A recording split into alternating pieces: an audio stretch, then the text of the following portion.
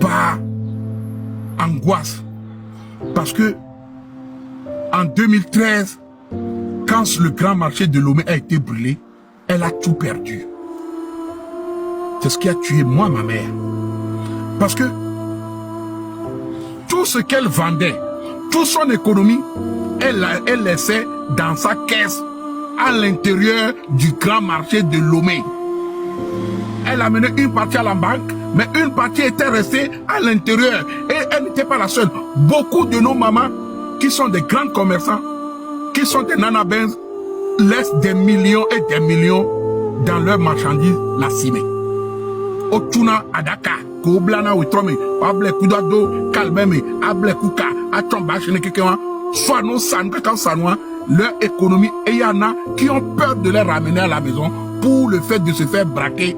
Parce qu'elles savent que le marché est fermé la nuit. Il y a des gendarmes qui sont là.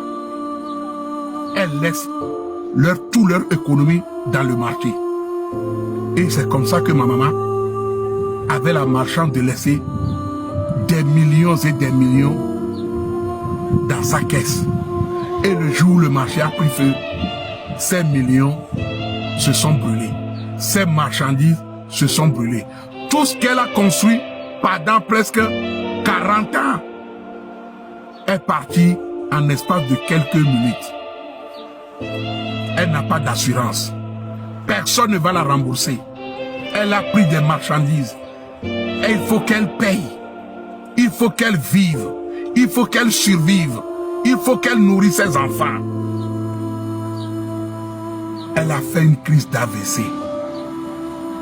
La même nuit là, elle est tombée quand elle a appris que le marché a brûlé. Elle est partie, elle a vu tout, il n'y a plus rien. J'étais en Belgique. Quand elle m'a appelé avec des pleurs, je dis maman, calme-toi.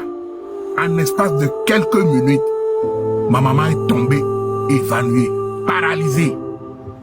Elle a fait un AVC. Et un AVC, quand tu le fais, en moins de 6 mois, peu importe où tu es, si tu n'es pas en Europe, en Afrique, si tu t'en sors, c'est Dieu merci. Elle est décédée suite à cela. Et elle n'était pas la seule femme qui était dans ces conditions. Mais pourtant, qui a brûlé ce marché? C'est quelque chose qui a été organisé, en bande organisée, par un groupe d'individus que le gars là était venu dénoncer hier, qui ont organisé ça. Vous avez tué ma mère. Vous avez tué nos mamans. Vous avez assassiné nos mamans. Vous avez tué l'économie. Malgré tout ça, ça ne nous a pas empêché de garder l'amour pour notre nation, le Togo. Hé, petit! Ça ne nous a pas empêché de garder l'amour pour notre patrie.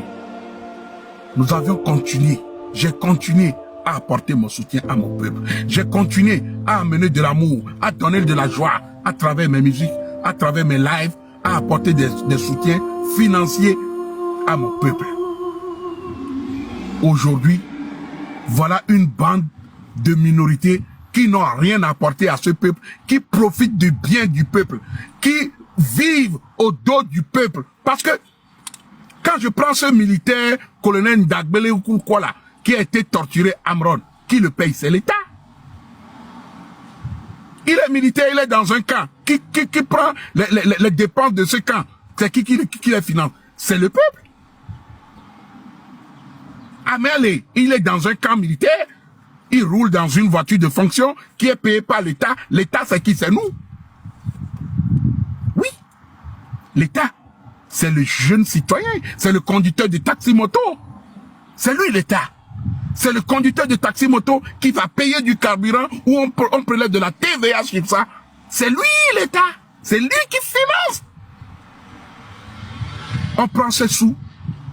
Tu es hébergé dans ton camp militaire. Tu roules dans une voiture de fonction. Tu as le carburant de l'État. Tu mets l'essence de l'État. Climatisation de l'État. Tu voles l'électricité. Et quand un jeune Togolais veut dire, avec tout ce que vous avez fait, vous l'arrêtez, vous le torturez, vous le frappez, et vous avez décidé de le corrompre. Vous avez décidé de me corrompre, moi, à titre personnel. Raison pour laquelle quand Amron est venu parler, je l'ai même pas dit qu'il ment. Parce que moi-même en question, vous avez essayé, on m'a appelé ici pour me proposer de l'argent, j'ai dit non. Plein de blogueurs ont été contactés à qui vous avez proposé. Le 29 mai 1968, nous avons reçu pour la première fois les 4 chefs d'État du Conseil de l'Entente. Nous étions incapables de les véhiculer. Ce n'est pas une honte. Aujourd'hui, je continue à rendre hommage aux femmes revendeuses. C'est elles qui nous ont prêté leur Mercedes 200 pour véhiculer, n'est-ce pas, les 4 chefs d'État. Pour les loger aussi, cela a été tout un problème. Je voudrais, n'est-ce pas, dire aux Togolais, il ne faut pas qu'ils se laissent tromper. Il faut éviter la démagogie.